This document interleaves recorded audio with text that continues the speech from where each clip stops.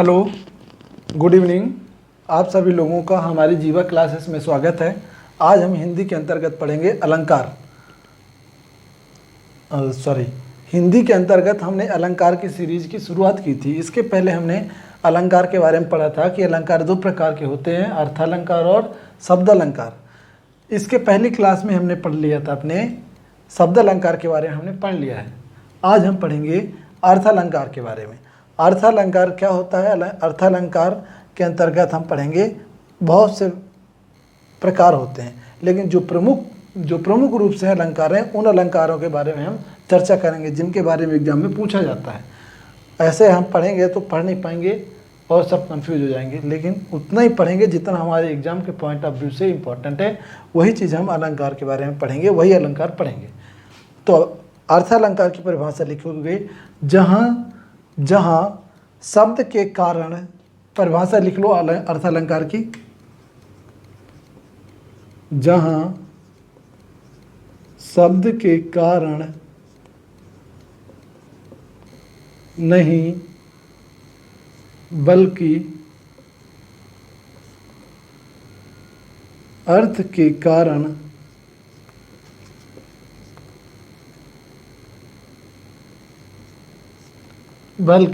के कारण काव्य की शोभा में या काव्य की शोभा में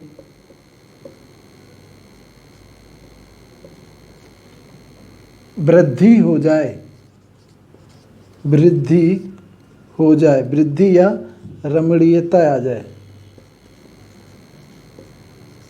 काव्य की शोभा में वृद्धि या रमणीयता आ जाए, वहाँ पर अर्थालंकार होता है।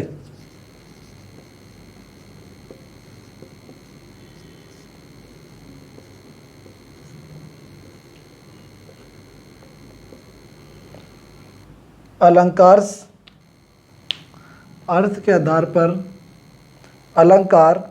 अर्थ के आधार पर कई प्रकार के होते हैं, परंतु जो हमारी परीक्षा की दृष्टि से महत्वपूर्ण है उन्हीं के बारे में हम चर्चा करेंगे। क्लियर है? तो सबसे पहले लिखो, हेडिंग में लिखो उपमा अलंकार। इन सबको मैं रफ कर रहा हूँ, एक एक करके हम पढ़ेंगे। ठीक है? तो हेडिंग में लिखोगे उपमा अलंकार,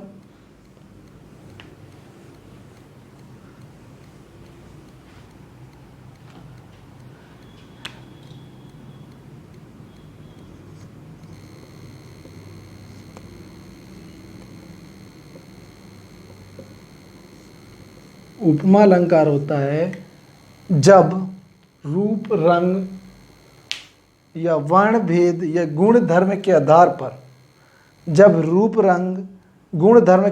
पर, एक व्यक्ति की तुलना किसी दूसरे व्यक्ति से की जाए या एक व्यक्ति की तुलना किसी दूसरे वस्तु से की जाए, वहाँ पर उपमा अलंकार होता है। एग्जाम्पल इसका वो लिख लो डेफिनेशन, जब रूप रंग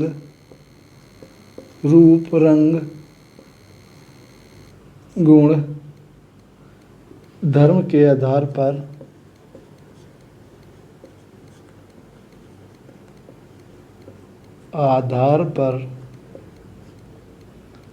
किसी व्यक्ति की तुलना या एक व्यक्ति की तुलना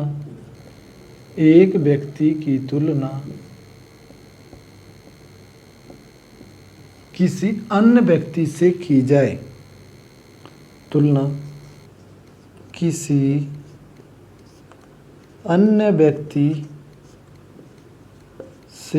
जाए, तो वहाँ पर उपमा अलंकार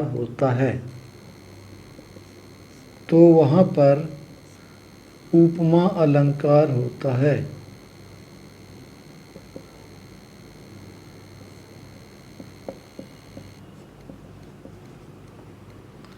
यह इसी को अच्छे से देख लो, फिर से मैं रिपीट कर रहा हूँ।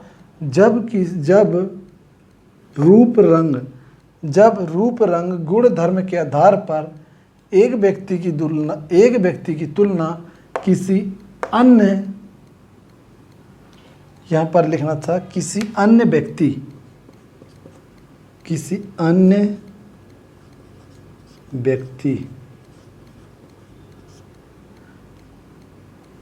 एक व्यक्ति की तुलना किसी अन्य व्यक्ति से की जाए या एक व्यक्ति की तुलना दूसरे व्यक्ति से की जाए तो वहाँ पर उपमा अलंकार होता है। या फिर इसी को ऐसे लिख सकते हैं, जब रूप रंग गुण धर्म के आधार पर एक व्यक्ति की तुलना किसी दूसरी वस्तु से की जाए तब वहाँ पर उपमा अलंकार होता है। जैसे लिखोगे, एग्जाम्पल में लिखोगे, राम का मुख कमल के समान सुंदर है। राम का मुख कमल के समान सुंदर है। राम का मुख कमल के समान सुंदर है। तो सबसे पहले उपमा अलंकार के 4 अंग होते हैं। इसमें क्वेश्चन कैसे पूछता है उसके बारे में लिखेंगे, ठीक है। तो यहाँ लिखोगे, इसमें ये पूछ लेगा कि इस अलंकार में ये कौन से अलंकार का है, वो तो ठीक है, किस अलंकार का है। इसमें दूसरा क्वेश्चन कैसे पूछता है, उपमा अलंकार के अंग, यहाँ लिखो,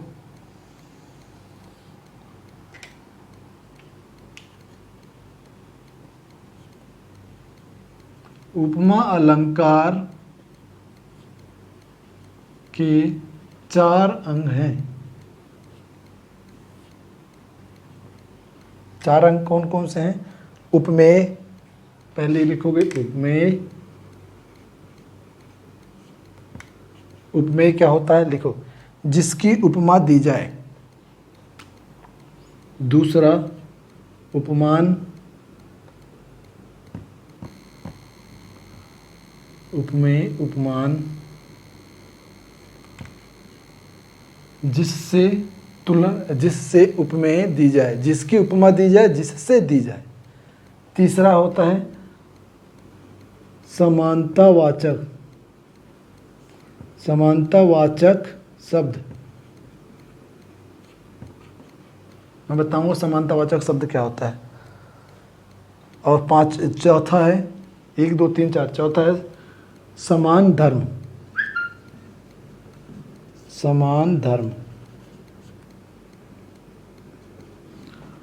उपमेय में डेफिनेशन लिख लो, जिसकी उपमा दी जा रही हो या दी जाए। लिखो, जिसकी उपमा दी जाए। सबसे इंपॉर्टेंट चीज तो उपमा का शाब्दिक अर्थ होता है तुलना। उपमा का शाब्दिक अर्थ होता है तुलना, ठीक है। तो जिसकी उपमा मतलब जिसकी तुलना की जाए या दी जाए, ठीक है ना। उपमान, जिससे तुलना की जाए, जिससे उपमा दी जाए, यही,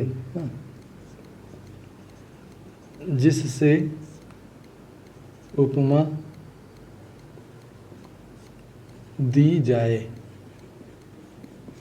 और समानतावाचक शब्द क्या होते हैं? समानतावाचक शब्द उपमेय और उपमानों में समानता दर्शाने वाले, उपमेय और उपमानों में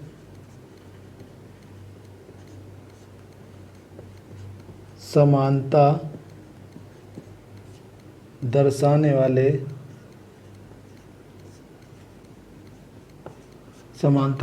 वाले शब्द। उपमेय और उपमान में समानता दर्शाने वाले शब्द, जैसे शब्द कौन से होंगे? जैसे लिखो, अगर ये चीज़ नहीं लिखोगे तो आप ये क्वेश्चन कंप्लीट नहीं कर पाओगे। जैसे इसके अंतर्गत आता है, ये जैसे में किसके अंतर्गत? समानतावाचक शब्द। अगर ये समानतावाचक शब्द है तो आप समझ जाओगे कि ये इस अलंकार का उदाहरण है, ठीक है। जैसे से, सा, सी, समान, सरसी।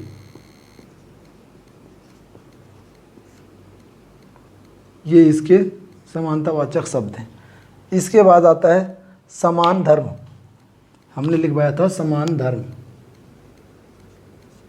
समान धर्म, समान धर्म क्या होता है? लिखो, जो बात समान रूप से पाई जाती है उपमेय और उपमान में, उपमेय और उपमान में जो बात समान रूप से पाई जाती है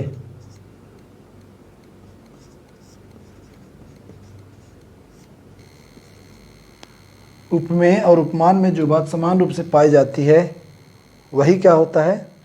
समान धर्म। अब देखो हमने क्या लिखा, राम का मुख कमल के समान सुंदर है। अब इसमें हमको बताना है उपमेय क्या है। एग्जाम पे जैसे दे देगा, बोलेगा इस कविता में या इस पंक्ति में उपमेय क्या है या उपमान क्या है। ठीक है, तो हमको बताना उपमेय, उपमेय, उपमान, और मैंने क्या लिखाया? समानतावाचक शब्द, वाचक शब्द लिख दूं डायरेक्ट यहाँ से। और चौथा क्या लिखवाया? समान धर्म।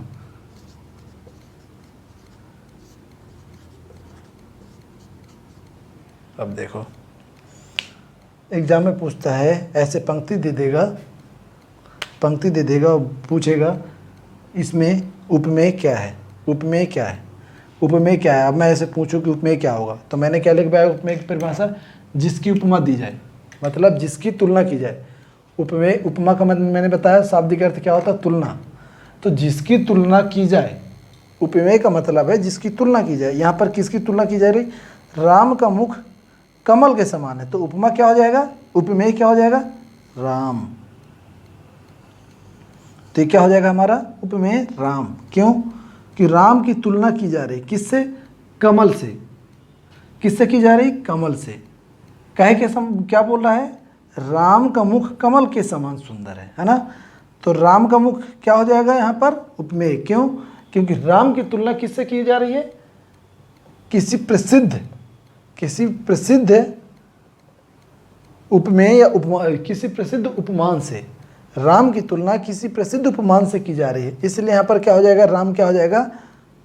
या नॉर्मली भाषा में बोलूँ, राम की तुलना कमल से की जा रही है। राम की तुलना कमल से की जा रही है, तो राम क्या हो जाएगा हमारा? उपमेय हो जाएगा। और उपमान क्या हो जाएगा? जिससे की जा रही। उपमान क्या हो जाएगा? कमल से। तो कमल से की जा रही, तो कमल क्या हो जाएगा? उपमान हो जाएगा। वाचक शब्द है। वाचक शब्द हमने बताया था क्या होता है? समानता वाचक शब्द, उपमेय और उपमान में समानता दर्शाने वाले शब्द। अब देखो समानता क्या दर्शा रहा है? राम का मुख कमल के समान, राम का मुख कमल के समान। समानता क्या है? यहाँ पर समान बता रहा, मतलब राम का मुख और कमल का, राम का मुख और कमल दोनों एक समान सुंदर हैं। तो समानता क्या हो गई? राम और कमल में क्या समानता हो गई? समान। समानता हो गई क्या? समान। तो यहाँ पर क्या लिख देंगे? समान। ठीक है। और समान धर्म क्या हो जाएगा? समान धर्म के बारे में क्या बताया? उपमेय और उपमान में जो बात समान रूप से पाई जाती है। अब उपमेय और उपमान में क्या बात पाई जाती है समान रूप से? राम का मुख सुंदर है, किसके समान? कमल के समान सुंदर है। तो देखो यहाँ पर मैंने क्या बताया? राम का मुख, राम का मुख सुंदर है, सुंदर है ना। यहाँ क्या बताया? कमल के समान, कमल के समान सुंदर है ना। कमल के समान सुंदर है, यही ना है। राम का मुख सुंदर है, कमल के समान सुंदर है, यही ना। तो राम का मुख, राम क्या हो जाएगा यहाँ पर? उपमेय। मुख, मुख की तुलना की गई है। ठीक है, यहाँ पर सुंदर है, यहाँ पर भी सुंदर है, यहाँ पर सुंदर दिया है, सुंदर यहाँ पर दिया है और यहाँ पर भी दिया है। यहाँ पर और कुछ दिया है? नहीं दिया। मतलब यहाँ पर सुंदर और यहाँ पर सुंदर दोनों में क्या है? आपस में, यानी उपमेय और उपमान में जो बात समान हो, मतलब उपमेय क्या हुआ? राम, और उपमान क्या हुआ? कमल। तो राम और कमल में जो बात कॉमन हो, मतलब जो बात समान रूप से हो, तो यहाँ राम का मुख सुंदर बता रहा है और कमल के समान सुंदर बता रहा है ना। तो दोनों में सुंदर बताया गया है कॉमन रूप से। तो सुंदर क्या हो जाएगा हमारा? समान धर्म। तो यहाँ पर क्या लिखूंगा? सुंदर। क्लियर हुआ? क्लियर हुआ? एक बार इसको मैं फिर से बता रहा हूँ ठीक से, इसको रब कर दे रहा हूँ।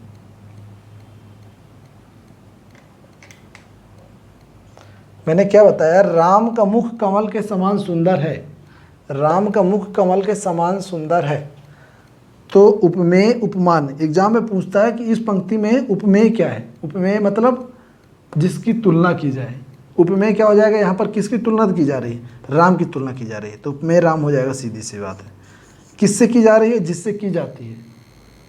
मतलब अगर बोल दिया जाए सीता जो है राधा के जैसे सुंदर है, सीता राधा के जैसे सुंदर है। अगर यहाँ पर इसको मैं ऐसे दे दूँ,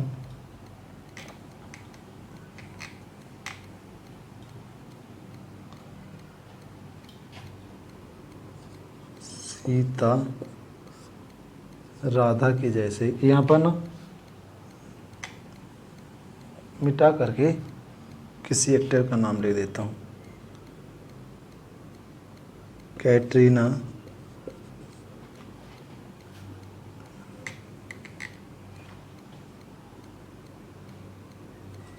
काजल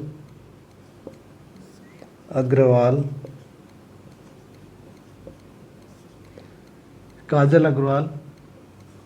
कैटरीना कैफ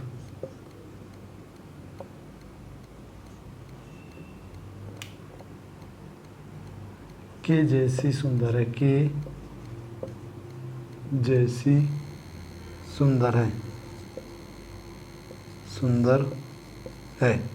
अब बताओ, काजल अग्रवाल कैटरीना कैफ के जैसी सुंदर है, तो काजल अग्रवाल क्या हो जाएगी? यहाँ पर मैंने क्या लिखा? काजल अग्रवाल कैटरीना कैफ के जैसी सुंदर है। तो काजल अग्रवाल क्या हो जाएगी यहाँ पर? हमारी उपमेय। क्यों? क्योंकि काजल अग्रवाल की तुलना हम किससे कर रहे हैं? कैटरीना से कर रहे हैं। तो काजल अग्रवाल क्या हो जाएगी? उपमेय। काजल अग्रवाल। अब किससे हम तुलना कर रहे हैं? काजल अग्रवाल की किससे कर रहे हैं? कैटरीना से। तो कैटरीना क्या हो जाएगी? उपमान। कैटरीना कैफ। क्लियर है? अब हम बताएं वाचक शब्द हमने क्या बताया था? इस चीज़ को अच्छे से याद रखना। उपमेय और उपमान में समानता दर्शाने वाले। समानता क्या है? के जैसे सुंदर है, या के समान सुंदर है। के जैसी, तो यहाँ क्या हो जाएगा? वाचक शब्द जैसी। ठीक है, तो यहाँ क्या हो जाएगा? जैसी। और समान धर्म क्या है? सुंदर। दोनों में क्या है? सुंदर। तो यहाँ समान धर्म क्या आ जाएगा? सुंदर। ये हमारा हुआ क्या? रूपक उपमा अलंकार। उपमा अलंकार में ऐसे ही क्वेश्चन पूछता है और कुछ नहीं पूछता है। क्लियर है? उपमा अलंकार में कोई पंक्ति दे देगा और बोल देगा इसमें उपमेय और उपमान क्या है, या बोल देगा इसमें उपमान क्या है, या इसमें बोल देगा उपमेय क्या है। ठीक है? या फिर ऐसे कोई कविता देगा, ये पंक्ति दे देगी या दोहा दे देगा और बोल देगा किस अलंकार का उदाहरण है। तो आपको ये समझना होगा। हमने क्या बताया? परिभाषा सबसे इंपॉर्टेंट याद रखोगे। जब रूप रंग गुण धर्म के आधार पर एक व्यक्ति की तुलना दूसरे से की जाए तो वहाँ पर उपमा अलंकार होता है। एक की तुलना दूसरे से की जाए, किसके आधार पर? रूप रंग गुण धर्म के आधार पर एक व्यक्ति की तुलना किसी दूसरे व्यक्ति से की जाए, या एक वस्तु की तुलना किसी दूसरे वस्तु से की जाए, वहाँ पर उपमा अलंकार होता है। क्लियर है? That's it. इसके बाद नेक्स्ट पढ़ेंगे हम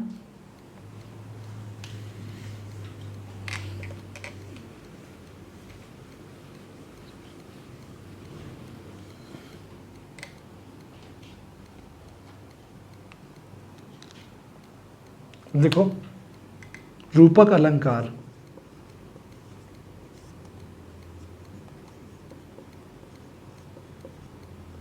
रूपक अलंकार, इसकी परिभाषा लिख लो सबसे पहले। जहां उपमेय, जहां उपमेय की उपमान से, जहां उपमेय की उपमान से तुलना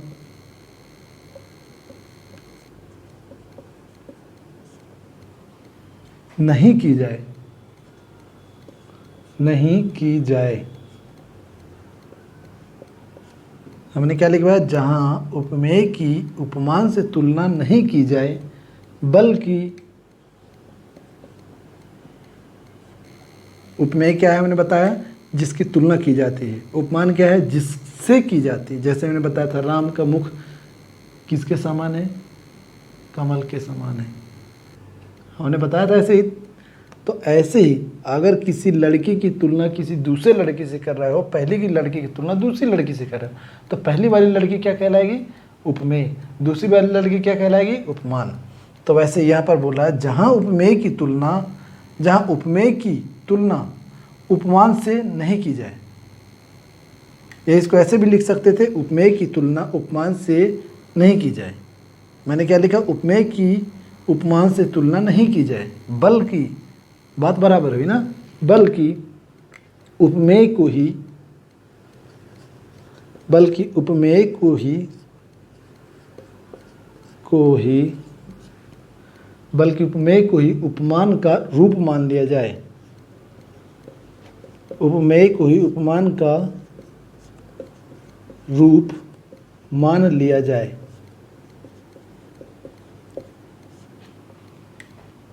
तो वहाँ पर या इस स्थिति में रूपक अलंकार होता है।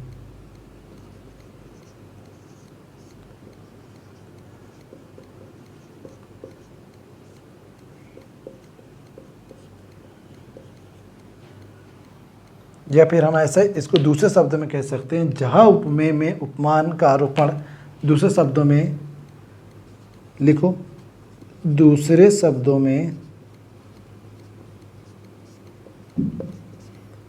हम कह सकते हैं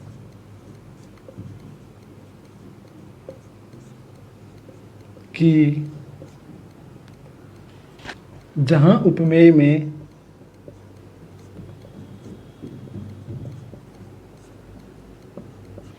उपमेय में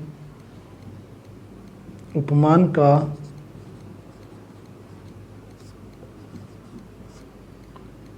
आरोपण कर दिया जाए,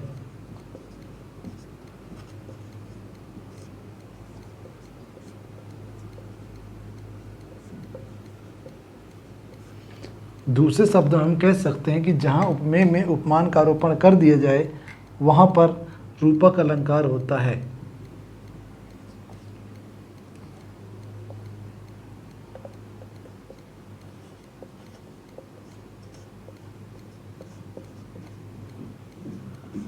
वहाँ पर रूपक अलंकार होता है।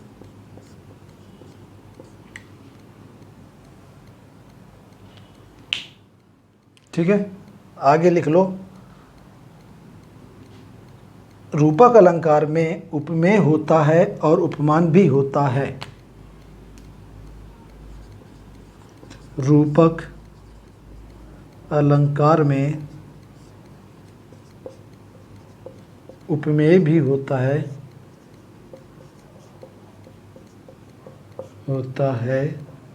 और उपमान भी होता है।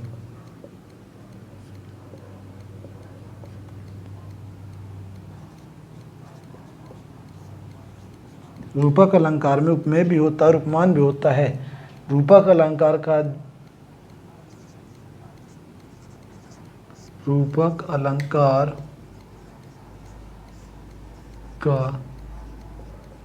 दोहा चौपाई यह रूपक अलंकार का जो दोहा चौपाई या काव्य होता है, यह काव्य होता है, उसमें उपमेय भी होगा। यह होता है,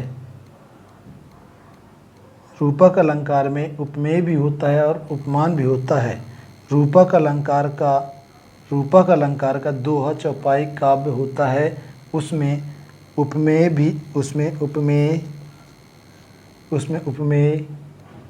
भी होगा, उपमान भी होगा।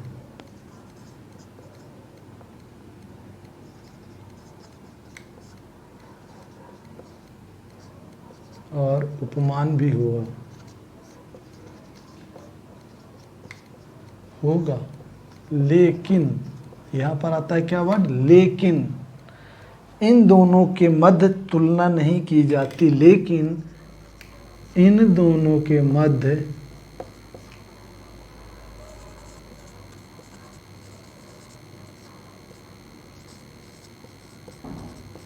तुलना नहीं की जाती है।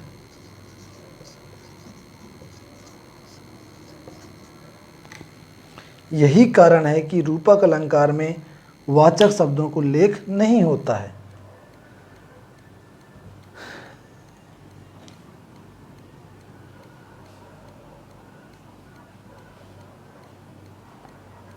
यही कारण है कि रूपक अलंकार में वाचक शब्दों को लेख नहीं होता है। एग्जाम्पल लिखो, मैं तो चंद खिलौना लय हूं।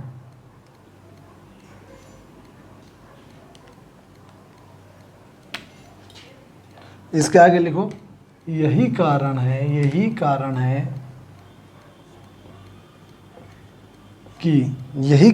कि रूपक अलंकार में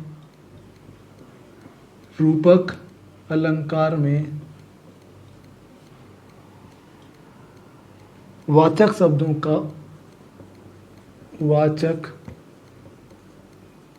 शब्दों का उल्लेख नहीं होता है।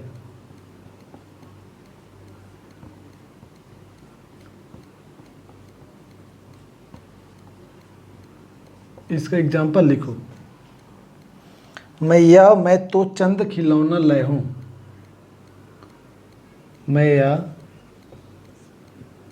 मैं तो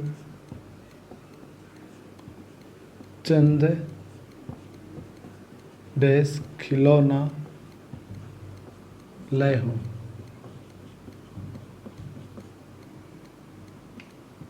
यह है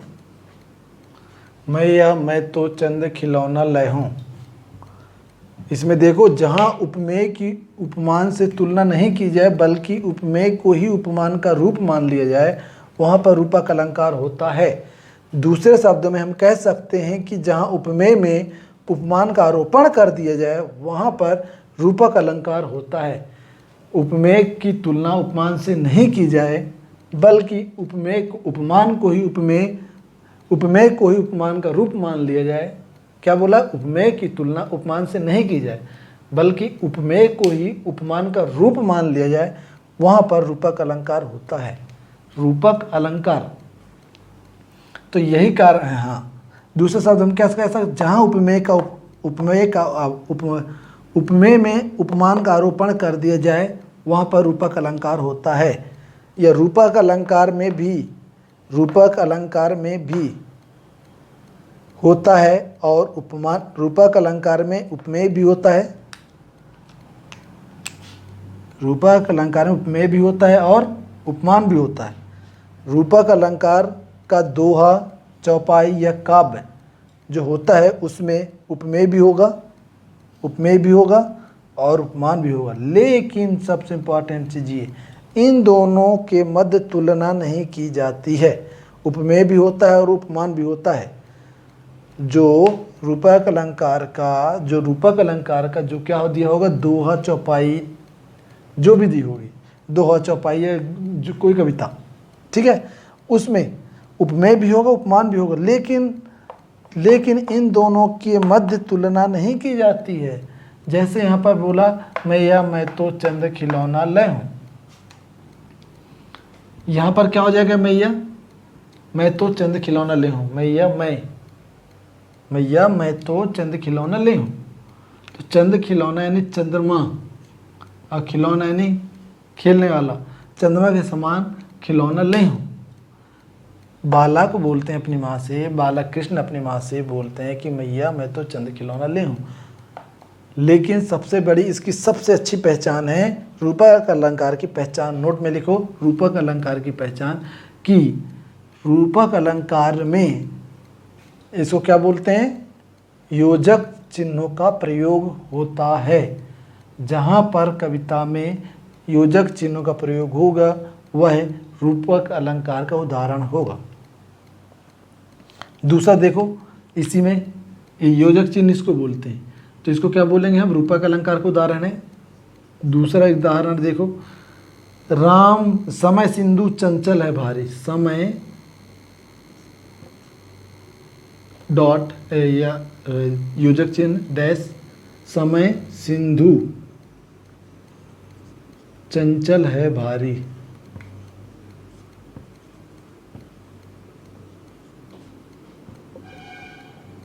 सिंधु चंचल है भारी, समय मतलब समय, सिंधु का मतलब सागर, चंचल है भारी मतलब समय, सिंधु मतलब सागर, चंचल यानी चंचलता, है भारी, सागर की चंचलता इस समय बहुत भारी है, या ऐसा लगा सकते हो।